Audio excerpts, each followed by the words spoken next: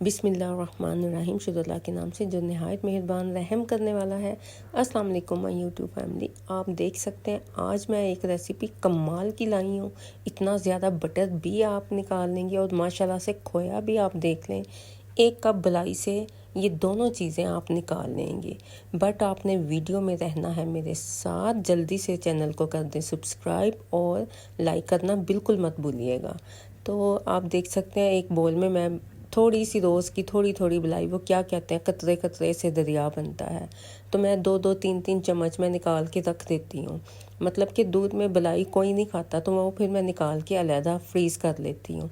तो वो फिर जब एक बोल बढ़ जाए तो मैं थोड़ी सी निकालती हूँ, तो मैं फिर इसमें बटर भी निकाल लेती हूँ और साथ ही आज मैं आपको इसके साथ खोया भी निकालने की रेसिपी शेयर करूँगी। तो अभी तक अगर आपने मेरी वीडियो को लाइक नहीं किया जल्दी से लाइक कर दें।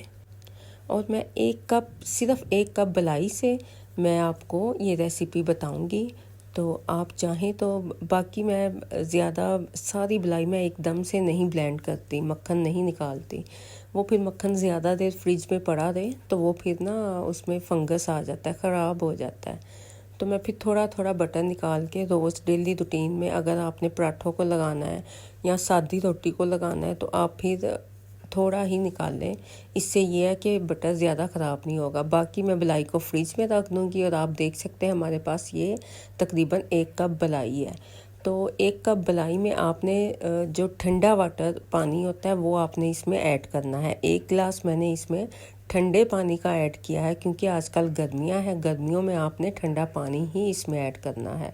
और साथ ही आपने 1 कप जो टैप का सादा पानी होता है वो आपने इसमें ऐड करना है। तो 2 गिलास मैंने इसमें पानी ऐड कर दिए। सर्दियों में अगर आपने बटर निकालना हो तो फिर आप गर्म पानी यूज़ कर सकते हैं, लेकिन गर्मियाँ हैं तो मैंने 1 गिलास इसमें ठंडा पानी और 1 गिलास मैंने ताज़ा पानी जो होता है वो मैंने ऐड कर दिया। अब इसको इतना ब्लेंड करना है कि जो इसमें बटर है वो ऊपर आ जाए। तो आप थोड़ी देर ब्लेंड करेंगे, आपको खुद ही पता चल जाएगा बटर जौन सा है वो सारा ऊपर आ गया है और नीचे जो दूध है वो नीचे रह गया है। तो आप देख सकते हैं माशाल्लाह से काफ़ी ज़्यादा बटर भी निकल आया, दूध भी इसमें है। तो अब इस टाइम पे आपने इसमें जो आइस क्यूब्स होती हैं वो मैंने इसमें ऐड कर दी हैं। इनको आपने कोई भी आप बर्फ़ ले सकते हैं।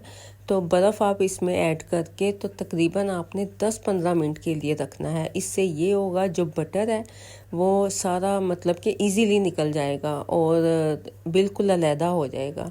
तो ये आपने स्टेप लाजमी करना है। उसी जग में मैंने क्यूब्स ऐड कर दी हैं। तो आप बर्फ़ को ऐड करके तो आप तकरीबन 10 मिनट के लिए इसे एक साइड पे रख दीजिएगा। तो बटर फिर ये है कि हार्ड हो जाएगा और इजीली निकल आएगा। तो आप देख सकते हैं माशाल्लाह से काफ़ी ज़्यादा बटर भी निकला और दूध भी 2 गिलास तो लाजमी होंगे।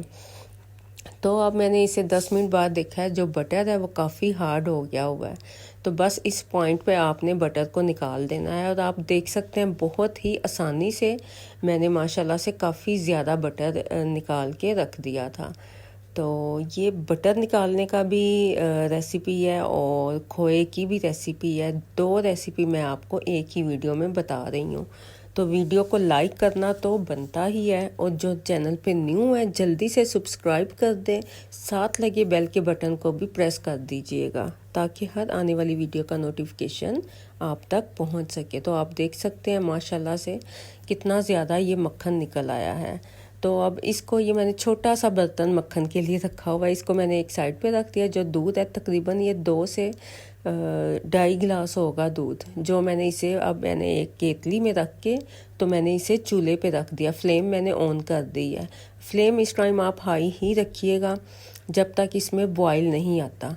तो जब इसमें बॉयल आने लग पड़ेगा इसी दूध से हमने इसमें खोया भी निकालना है।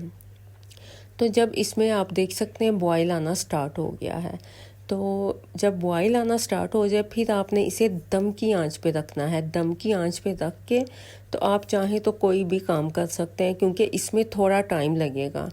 तो मैंने तो वीडियो मतलब कि इसमें कट कर दी थी क्योंकि काफ़ी ज़्यादा इसमें थोड़ा सा टाइम लगता है। तो आप इसे हल्की आंच में रख के आप बाकी काम भी, किचन के जो भी काम है, खाना वगैरह आप कर सकती हैं, तो आपका टाइम वेस्ट नहीं होगा। और इसे आप देखें बॉईल हो रहा है, तो बस इस पॉइंट पे आपने चूल्हे को बिल्कुल स्लो फ्लेम पे रख देना है। अच्छा, स्लो फ्लेम इतनी रखनी है कि इसमें बॉईल आए, बस इस चीज़ का आपने ख्याल रखना है। और ये कुछ इस शेप में हो जाएगा थोड़ी देर तक, आप देख सकते हैं मतलब कि ये गुडलियाँ वगैरह बन गई हैं। तो बस इसी पॉइंट पे आपने एक दो बार इसमें चम्मच हिला देनी है। इसको ना आपने इतना कुक करना है, इतना कुक करना है कि जो इसमें दूध है ना, वो दूध बिल्कुल ड्राई हो जाए। और जो ये गुठलियाँ हैं, यही खोया बनेगा और बिल्कुल सेम बाज़ार से भी ज़्यादा बेहतरीन बनेगा और मज़े का भी बनेगा। मैंने चावलों में भी इसे ऐड किया हुआ है और बिल्कुल भी कोई भी कमी नहीं, घर का है या बाज़ार का, कोई कह नहीं सकता। तो आप ये रेसिपी को ऐसे ही ट्राई कीजिएगा। आप देख सकते हैं, अगर आप बलाई इकट्ठी करते हैं, मक्खन निकालते हैं, फिर तो आपके लिए मुश्किल नहीं है। आप इसको ऐसे ही मक्खन निकाल के, तो आप देख सकते हैं माशाल्लाह से काफ़ी ज़्यादा खोया भी निकल जाएगा, जो घर में काफ़ी चीज़ों में स्वीट्स में इस्तेमाल होता है। तो आप ये रेसिपी ज़रूर बनाइएगा और मुझे फ़ीडबैक ज़रूर दीजिएगा। आप देख सकते हैं माशाल्लाह से दूध सारा ड्राई हो गया है और आप देखें खोया बन गया है। तो इस पॉइंट पे आपने अब इसको थोड़ा सा पकाना है, कलर नहीं देना, बस जस्ट आपने पकाना है। तो मैं ऐसे ही जब बटर निकालती हूँ तो मैं थोड़ा थोड़ा करके खोया निकाल के, तो मैं एक शॉपर में डाल के तो मैं फ्रीज़ कर लेती हूँ। जब मुझे ज़रूरत हो तो मैं निकाल लेती हूँ, यूज़ कर लेती हूँ। तो आप देख सकते हैं ये माशाल्लाह से काफ़ी ज़्यादा खोया बन गया है। तो ये देखिए मैंने काफ़ी ज़्यादा ऐसे ही इकट्ठा करके तो रख लिया हुआ है। तो ये भी जो मैंने बनाया है, ये भी इसमें डाल के तो इसे मैं फ्रीज़ कर दूँगी। तो आप ऐसे ही काफ़ी ज़्यादा खोया बना सकते हैं। और ये देखिए थोड़ा थोड़ा करके काफ़ी ज़्यादा बन गया है। तो आई होप कि आपको मेरी रेसिपी पसंद आई होगी। लाइक लाजमी कर दीजिएगा। तो मुझे इजाज़त दें, अपनी दुआओं में याद रखिएगा और मुझे बताइएगा वीडियो आपको मेरी ये कैसी लगी। तो अपनी दुआओं में याद रखिएगा। नेक्स्ट रेसिपी तक के लिए ओके जी, अल्लाह हाफिज़।